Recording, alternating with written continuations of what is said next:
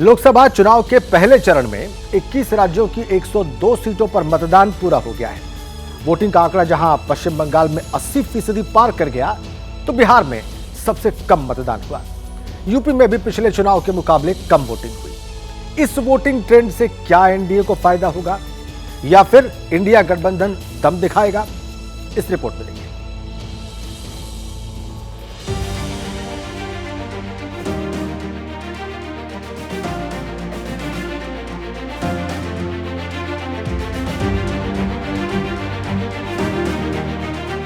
सात चरणों में हो रहे 2024 लोकसभा चुनाव के पहले चरण की वोटिंग पूरी हो चुकी है। देश के लिए जिम्मेदारी निभाने का जज्बा गजब का दिखा। मैदान हो या रेगिस्तान, पहाड़ हो या समंदर का किनारा, पूरा देश एक रंग में रंगा दिखा। रंग चुनाव का था और जिम्मेदारी मतदान की थी। शाम होते होते जनता ने 1625 उम्मीदवारों की किस्मत तय कर दी। पहले चरण के तहत 21 राज्यों की 102 सीटों पर लगभग 62% मतदान हुए। पिछले चुनाव की तुलना में मतदान का प्रतिशत इस चुनाव में कम देखने को मिला है। पिछले चुनाव में लगभग 70% मतदान हुए थे। ऐसे में ये सवाल उठ रहे हैं कि वोटर्स मतदान केंद्र तक क्यों नहीं पहुँचे। सबकी दिलचस्पी पश्चिम बंगाल, बिहार और यूपी पर थी। पश्चिम बंगाल की 3 सीटों पर करीब 78% वोट पड़े, जबकि पिछली बार वहां 84.8% वोट पड़े थे। बिहार की 4 सीटों पर सिर्फ 48.50% वोटिंग हुई, जो पिछली बार की 53.6% से कम है। सबकी यूपी पर निगाहें थीं और 8 सीटों पर करीब 58.49% वोटिंग हुई, जो पिछली बार के 66.6% के मुकाबले काफी कम है। अब सवाल है कि कम वोटिंग का मतलब क्या है। कम वोटिंग होने का मतलब चुनावी विशेषज्ञ निकालने में जुटे हुए हैं, लेकिन सियासतदान अपनी अपनी तरह से विश्लेषण कर रहे हैं। पीएम मोदी ने सोशल मीडिया एक्स पर पहले चरण के मतदान के बाद पोस्ट किया और कहा कि पहला चरण बढ़िया प्रतिक्रिया, वोट देने वाले सभी लोगों को धन्यवाद, मतदान से उत्कृष्ट प्रतिक्रिया मिल रही है। यह स्पष्ट है कि पूरे भारत में लोग रिकॉर्ड संख्या में एनडीए को वोट दे रहे हैं। पीएम ने कुछ राज्यों में कम वोटिंग को भी एनडीए के पक्ष में बताया है और ऐसा कई चुनावों में देखने को भी मिला है कि कम वोटिंग से सत्ता पक्ष को फायदा मिला है, लेकिन कई बार ये उल्टा भी पड़ा है। यूपी में मुख्य विपक्षी दल समाजवादी पार्टी कम वोटिंग अपने लिए फायदेमंद मान रही है। यूपी में मुख्य विपक्षी दल समाजवादी पार्टी कम वोटिंग अपने लिए फायदेमंद मान रही है। बीजेपी के पहले दिन का पहला शो ही फ्लॉप हो गया। पहले चरण की हवा और पश्चिम की हवा भारतीय जनता पार्टी का पूरे उत्तर प्रदेश में, देश में सफाया करेगी।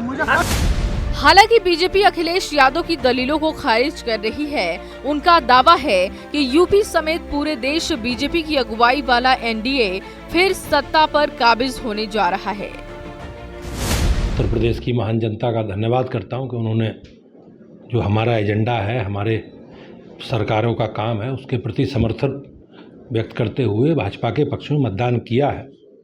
और सपने देखने का अधिकार सबको है, लेकिन 4 तारीख को सारी स्थिति स्पष्ट हो जाएगी। प्रथम चरण के मतदान से पार्टी के पास जो फीडबैक आया है, उससे बहुत स्पष्ट है कि देश की जनता बहुत गंभीरता के साथ और बहुत दृढ़ता के साथ प्रधानमंत्री श्री नरेंद्र मोदी जी के पक्ष में एकजुट होती हुई नजर आ रही है।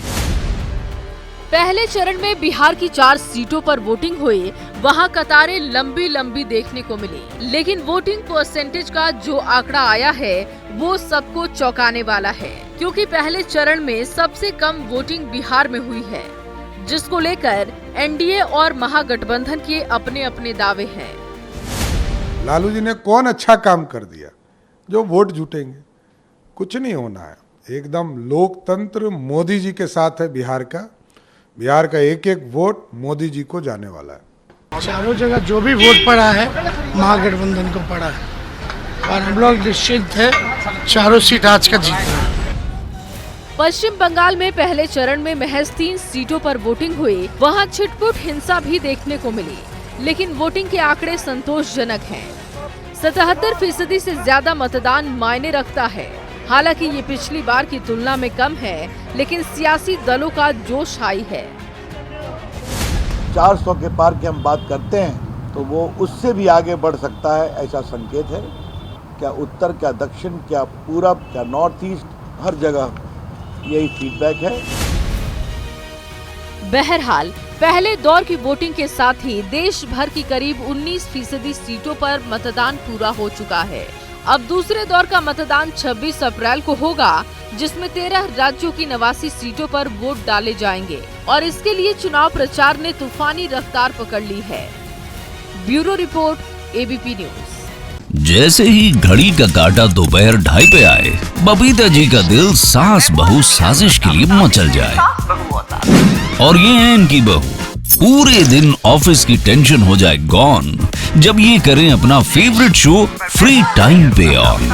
इनकी तरह आप भी देखें अपना फेवरेट शो अपने टाइम पर और डाउनलोड कीजिए एबीपी लाइव ऐप अपने स्मार्ट टीवी पर।